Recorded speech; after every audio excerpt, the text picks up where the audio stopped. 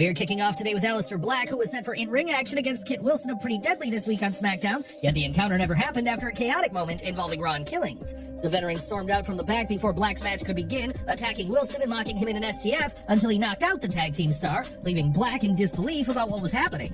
JB Noble sprinted to the ring to calm Killings down, who appeared to be unhinged, and the drama didn't stop there as Cody Rhodes then made his way to the ring as he looked to address his King of the Ring opponent, Jey Uso.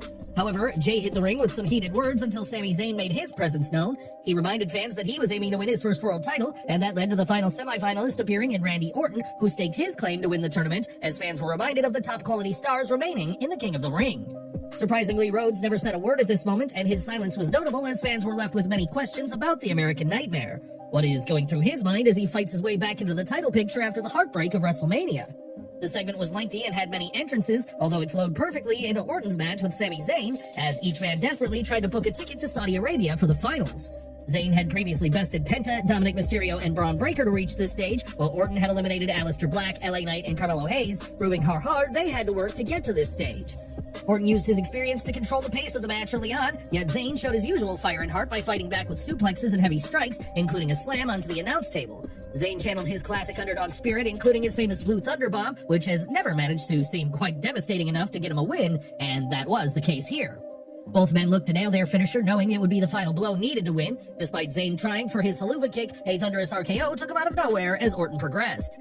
This interestingly continued WWE's trend of spoiling who will win each match in this tournament. As we reported yesterday, a small crowd appeared above one wrestler on the match graphics for this tournament, and that had appeared above Orton ahead of time, with WWE seemingly giving things away. WWE seems to be teasing the possibility of Orton and Rhodes finally facing each other in the final of this tournament, bringing the former mentor and protege together in what would be a full-circle moment for both men.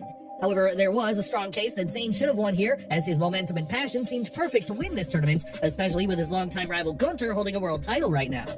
Zayn did showcase a more aggressive edge in this match, even poking Orton in the eye, which could be a sign that Karrion Kross's recent mind games are starting to impact his personality. Do you think WWE made the right call with Orton winning, or should Zayn have been the one heading to the finals? Drop your thoughts in the comments. The situation between Killings and Black continued backstage, with the former AEW star wanting to know why he keeps getting involved in his matches. However, this is where Damian Priest entered the conversation and told his longtime rival Killings to focus his hostility on John Cena. This is precisely what Killings attempted to do later in the evening when he faced the 17-time world champion in singles action. Killings secured a surprise win against all odds. However, that did come courtesy of a disqualification after Cena used the undisputed WWE title as a weapon. Interestingly, during this match, the commentary team referred to Killings as R-Truth, creating confusion. Has WWE returned to his previous name, or is this a small slip-up from the commentary team? While Cena might have lost, he was the man who stood tall at the end of the night, reminding everyone why he's in the position he's in right now. He delivered a brutal post-match beatdown on Killings when Living Color's classic Cult of Personality blared out of the arena as CM Punk charged down to the ring.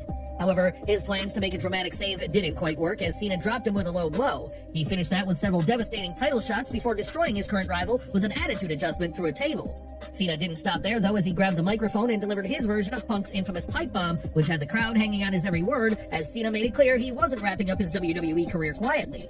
He admitted that he has a lot of stuff to get off his chest, and then literally broke the fourth wall. Cena stated that Punk is a loudmouth who changes his values more than he does t-shirts. He went on to name-drop Claudio Castagnoli, Nick Nemeth, and Matt Cardona in a shocking moment that PW Insider reported was off-script. Cena then brutally labeled Punk Mr. TKO, stating that he is a millionaire and not a rebel, a capitalist and not a punk, in what proved to be a brutal blow. It was a phenomenal promo that added a lot of intensity to their upcoming title match.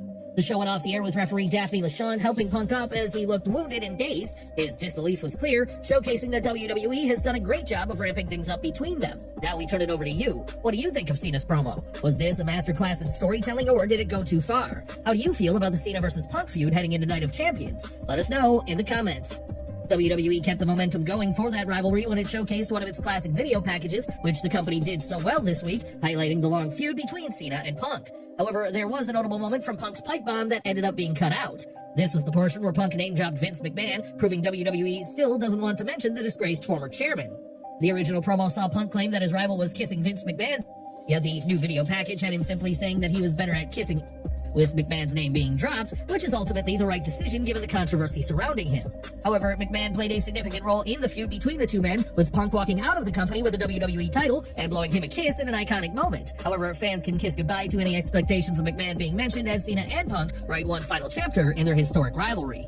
Enjoying the video? A quick like goes a long way in helping us grow and deliver more wrestling news you care about. Elijah's injury from the June 18th episode of WWE NXT has now been officially confirmed, and it's more serious than initially thought. According to Fightful Select, the TNA star suffered a torn triceps during the six-man tag team match and has already undergone successful surgery to address the issue. While early reports suggested the injury occurred during his rope walk old school spot, it was later clarified that the damage actually happened when Elijah delivered double knees off the top rope. As he broke his fall with his arms, the tricep tear occurred. Despite the injury, Elijah finished the match but was seen favoring his left arm afterward. Though the severity wasn't obvious on the live broadcast, Brian Alvarez noted that Elijah barely used his arm for the remainder of the match, adding to post-show concerns. In an unusual turn of luck, TNA's lead ringside physician was present at NXT that night and immediately worked alongside WWE's medical team to assess the injury. That collaboration allowed Elijah to receive prompt medical attention and undergo surgery without delay. The timing couldn't be worse for Elijah. He had just returned to television and was set to appear at TNA's Pittsburgh tapings this weekend. He was still featured in the main event of this week's Impact, a pre-taped 10-man tag from June 7th where he teamed with the Rascals Joe Hendry and Leon Slater against Steve Macklin, Moose, Trick Williams, and the Nemeths. Although that match still aired, all of Elijah's upcoming appearances have now been pulled. He had been promoted for key events on June 20th and 21st at the UPMC Event Center in Pennsylvania, alongside top TNA names like the Hardys, Moose, and Masha Slamovich. A torn triceps is a major setback, typically requiring surgery and 4 to 6 months of rehab. Recovery timelines can vary depending on the severity and healing process, but it's a tough road, especially in a physically demanding environment like pro wrestling. Just days after being screwed by LA Knight in the King of the Ring quarterfinal on Raw, Bronson Reed was out for revenge on SmackDown when the two men collided in singles action. Knight kicked off the show with a fiery promo aimed at Seth Rollins and his group. It was so intense that Paul Heyman had to come out to try and talk Knight down. However, the megastar did the opposite and grabbed a chair to drive Braun Breaker and Reed out of the ring. Knight and Reed met in the ring later in the night, which was a physical encounter that proved to be back and forth from start to finish. Knight continues to prove why he's one of WWE's top stars, keeping things simple enough that he's able to make it all look good while interjecting his usual charisma into the situation. However, in typical fashion for matches involving Rollins' men, this didn't end clean. Breaker interfered and destroyed Knight with a spear, although that technically handed him the win via disqualification. However, Knight had little room to celebrate as the two men beat him down as Heyman watched on. It was a harsh reminder to Knight that he is truly outnumbered in this situation, although that's a place he tends to be comfortable in, fighting from underneath with the fans behind him. The situation between them all is far from over, and Knight will strike back, possibly as early as this coming Raw. Interestingly, nobody came out to save Knight at this moment, even though he helped Jey Uso advance in the King of the Ring tournament and helped Cody Rhodes. Both men were in the building, yet neither opted to repay the favor, which is something he might remember moving forward. Over in the women's division, Asuka has been reminding everyone just how good she is since returning to in-ring action following a serious knee injury, and she has now booked her place in the Queen of the Ring final after defeating Alexa Bliss on Friday night. Asuka defeated Stephanie Becker, Raquel Rodriguez, and Ivy Nile in a tough fatal four-way match to qualify for the semifinals against Bliss. Now she'll face either Jade Cargill or Roxanne Perez at Night of Champions. Bliss is also freshly back inside the ring after taking some time away to start a family, and she hasn't held a singles title since 2018, proving how big of an opportunity this was for her. Bliss seemingly had the match won when she was setting up for Twisted Bliss. However, she sensed that Asuka was setting her up in a trap, and her decision to pause hurt her. The Empress of Tomorrow then locked in an armbar, although the fans' energy started to dip at this moment. The women got things back on track, though, with Asuka then putting her knees up to reverse the next Twisted Bliss attempt, as Asuka went on to dominate and pick up the win.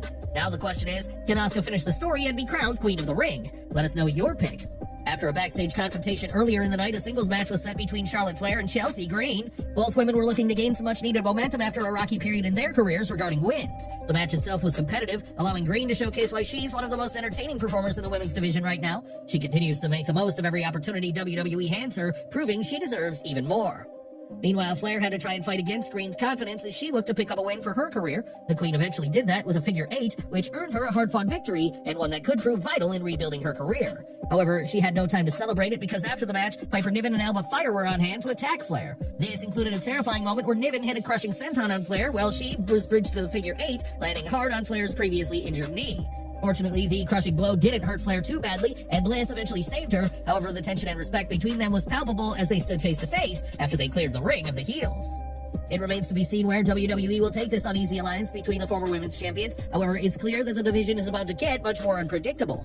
Tensions rose backstage after this match, though, as Flair was visibly upset about the senton that Niven had delivered, according to PW Torch. The Queen wasn't happy with Niven landing on her lower left leg, which was recently injured, and while she kept her composure in front of others, she was visibly frustrated. WWE officials instructed Niven to be more careful moving forward, showing how serious the situation had become. However, cooler heads prevailed and everything eventually settled down. The moment simply was an example of emotions being high in the moment. It appears that Bliss's defeat in the Queen of the Ring wasn't without a purpose, with multiple factors playing a part in the booking decision.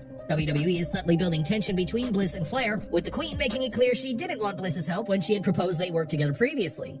Bliss ended up being mocked earlier in the night by Green and her Secret Harvest for losing to Asuka, and even though Flair stepped in, it was then Bliss's turn to claim she didn't need help. While they ended that moment with a handshake, it's clear that their egos could lead to a major explosion down the line. Bliss is very popular right now, so her winning would have made the most sense against Asuka. However, WWE opted for a less predictable outcome while continuing Asuka's major push, which could lead to a natural feud against her former partner, Io Sky. So while Bliss missed out on the Queen of the Ring, it does appear that WWE is laying the groundwork for a major rivalry against Flair moving forward that could redefine her future.